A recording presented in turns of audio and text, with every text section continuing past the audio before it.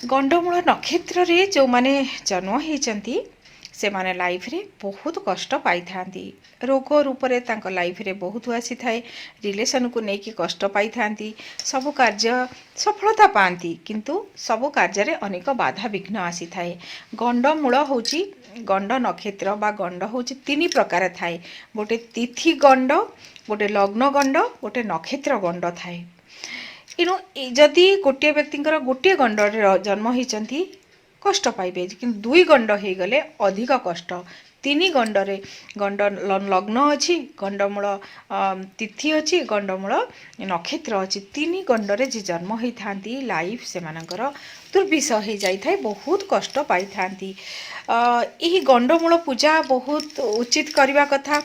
प्रथम गंड हूँ जे कि तिथि गंड कह जाए। तिथि गंडरे जो माने जन्म होता हूँ तिथि गंड हूँ पंचमी अष्टमी आउ ये हूँ नवमी मध्य कह जाए। दशमी भी बेले बेले दशमी भी कह जाए।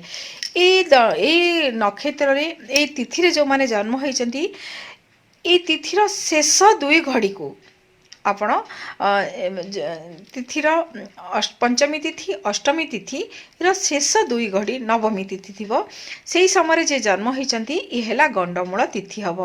जो माने षष्ठी तिथि आउ दशमी तिथिर प्रथम दुई घड़ी रे जो माने जन्म होती ये हूँ तिथि गंडमूल से गंडमूल पूजा करने अति जरूरी। नक्षत्र गंडमूल गंडमूल नक्षत्र हूँ अश्विनी नक्षत्र, अश्लेषा नक्षत्र, ज्येष्ठा नक्षत्र, मघा नक्षत्र, रेवती नक्षत्र यही सबू नक्षत्र रे जो माने मूला नक्षत्र ए माने जो यही नक्षत्र रे जन्म जो माने होती गंडमूल नक्षत्र गंडमूल पूजा करने अति जरूरी। जो माने ज्येष्ठा अश्लेषा और रेवती नक्षत्र रे जो माने जन्म होती से माने ये जन्म हबार दुई घड़ी प्रथम अंतिम शेष दुई घड़ी भितर जो माने जन्म होती से गंडमूल दोष लागू होता है। जो माने मघा अश्विनी मूला नक्षत्र आरंभ दुई घड़ी रे जो माने जन्म होती से नक्षत्र दोष लगी थाए। आर प्रतिकार करने अति जरूरी।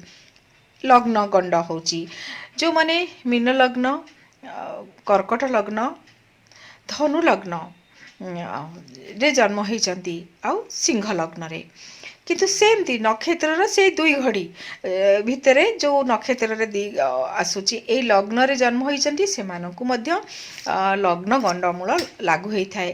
किंतु जो माने मीन लग्न मीन राशि अच्छी दुईटा गंडमूल जन्म होती कि मेष राशि मेष लग्न रे जन्म होती मेष हेले जो माने अश्विनी मेष रे अछंती अश्विनी लग्न भी अच्छी जो मानकर ज्येष्ठा नक्षत्र और लग्न भी हूँ ज्येष्ठा अच्छी से लाइफ रे बहुत बाधा आसता है बहुत टैलेंट थाए से मिले ना सब डेरी हुए एथिपाई कि जिते जन्म हो शिशु तिथिर हो कि लग्नर हो कि राशि नक्षत्र हो प्रथम जिते फास्ट आसीज से नक्षत्र आसो से नक्षत्र दिन शिशु को माँ कोल रखी गंडमूलर पूजा करदे स्वर्ण दान करेंगे।